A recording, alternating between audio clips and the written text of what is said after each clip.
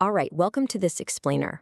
I'm putting on my military historian hat today for a really fascinating tactical debrief. We're going to look at how one Sikh general completely rewrote the geography and the military reality of the Indian subcontinent. If you're a focused learner who's fascinated by military history and frontier defense, you are definitely in the right place. We're going to examine the exact strategies, the fortifications, and the sheer psychological warfare that allowed a single commander to reverse a massive geographical vulnerability, one that had literally haunted empires for millennia. So, it starts with a really fundamental strategic question, right? How do you close a door that's been propped wide open for 1,000 years?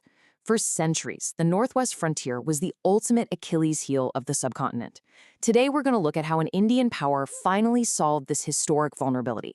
And spoiler alert, it wasn't through endless, sweeping conquests, but through brilliant, highly localized, tactical architecture. You know, to really grasp the scale of this achievement, you have to wrap your head around the number 1,000. For nearly a millennium, the Khyber Pass was essentially a one-way highway. It was this chaotic route that buried the ambitions of Alexander the Great, the Mongol hordes, the Mughals, and eventually even the British and Soviets. For 1,000 years, invaders just poured out of Afghanistan and down into the plains of India. Nobody from India had ever pushed back through it with any kind of permanence, well, until now. Okay, let's dive into this. Here's our strategic briefing overview for the explainer. We'll start with a 1,000-year problem, then shifting the frontier forward, the choke point at Jamrud, the psychology of siege, and finally, a permanent geopolitical legacy. Section 1. A 1,000-year problem, the Northwest vulnerability. When Maharaja Ranjit Singh consolidated the Sikh Empire, which, by the way, was remarkably the only major Indian power of the era never conquered by the British until decades after his death, he inherited an absolute geographic nightmare. Historically, when imperial forces tried to deal with the Afghan frontier, they just launched these massive sweeping invasions. They'd secure temporary holds, completely overextend their logistics, and then eventual collapse. But Nalwa's defense, it relied on a highly methodical frontier advance and localized fortress building. Instead of stretching fragile supply chains across hostile mountains, he built a permanent logistical backbone. The goal was to sustain heavily fortified garrisons right at the frontier edge. It was, quite literally, precision engineering applied to warfare. Section 2. Shifting the frontier forward, methodical advance. Nalwa wasn't just a fierce fighter. He was a true strategic architect. He realized you had to physically move the frontier outward, step by agonizing step. It's an absolute masterclass in frontier defense. Check this out. In 1807, he takes Kashmir from its Pashtun ruler. By 1810, he survives the brutal grinding siege of Multan. Then, a massive turning point in 1813 at the Battle of Attock, delivering the very first Sikh victory over the ruling Afghan dynasties. And this momentum is just relentless. By 1834, he takes Peshawar, and by 1836, he's building at Jamrud. Step by step, the frontier that had only ever moved toward India started moving the other way. But here's the thing.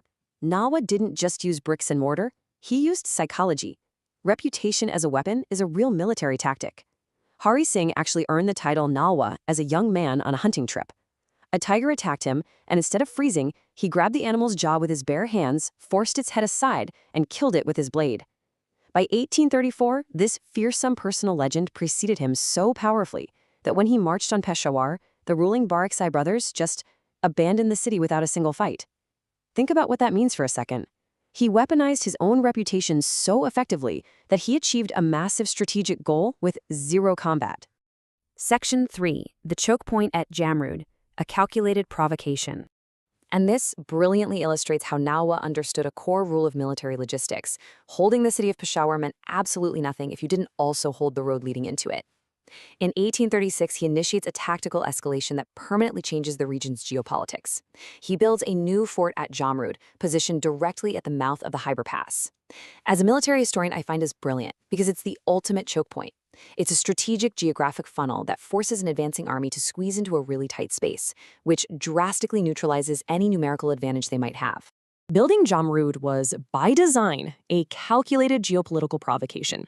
By severing Kabul's link to Peshawar, this was a Sikh general actively telling the Emir of Afghanistan, Dost Muhammad Khan, that the door his ancestors had walked through for a millennium was now permanently closed, and, perhaps more insultingly, that the Emir did not have the military power to reopen it.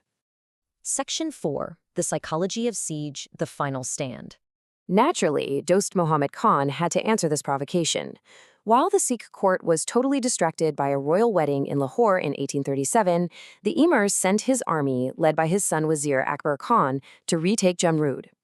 The tactical situation at the fort was frankly desperate. The Sikh forces were heavily outnumbered. Nalwa, completely abandoning the wedding celebrations, rushes back to defend the fort, arriving with a much smaller force than the Afghans had brought. During the incredibly fierce, close-quarters fighting that followed, Nalwa was struck by 2 bullets and suffered mortal wounds. Now, knowing his death would completely shatter his army's resolve and embolden the Afghans, Nalwa enacted a chillingly deliberate tactical procedure. He ordered his lieutenants to conceal his mortal wounds from his own troops. Accounts, which are backed by real historical substance, show his body was actually propped up at the fort's ramparts to make the Afghans believe he was still watching the battlefield. Actually, scratch that. It wasn't just about maintaining discipline, it was cold, calculated psychological warfare.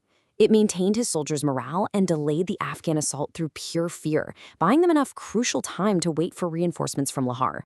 So, the result? The Afghan forces, who were aware he'd been wounded, but were absolutely terrified he might still be commanding, stalled outside Jamrud for over a week. They were paralyzed by fear alone. They refused to risk another assault while they thought Nalwa might be directing the defense. His personal legend literally functioned as military hardware. By the time the Afghans confirmed his death, Sikh reinforcements had already arrived, and the Afghans had to withdraw to Jalalabad. Jamrud held.